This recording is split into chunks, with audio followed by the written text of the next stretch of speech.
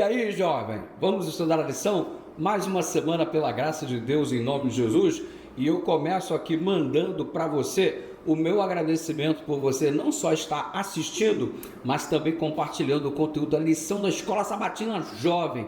Agradecimento hoje também vai direcionado a iPromove. Olha a camisa super top aqui. Obrigado pelo presentaço. E se liga, hoje nós vamos começar falando sobre o tema da semana. E todo sábado tem aquele super esquema introdutório, que é aquela tirinha com o texto principal para que você tire as suas conclusões. Mas eu acho que vale muito a pena refletir, afinal de contas, sábado também é dia de estudar a lição da Escola Sabatina. E olha, você já passou por algumas construções em que você observou uma placa?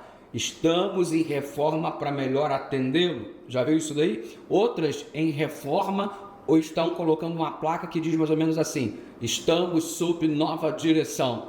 Sob nova direção, estamos em reforma para melhor atendê-lo. E sabe de uma coisa?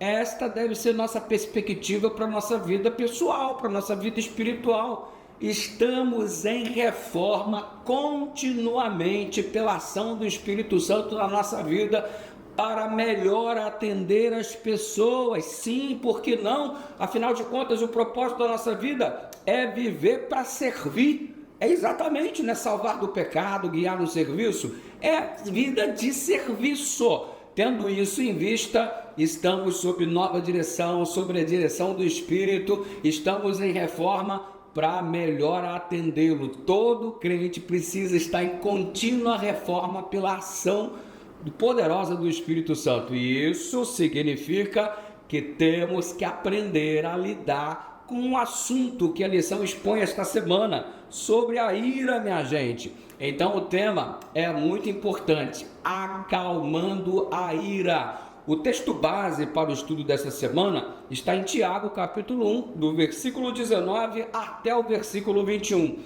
Pensa num texto poderoso e precioso, que inclusive eu lhe recomendo a decorar. O verso 20 diz que a ira do homem não produz a justiça de Deus.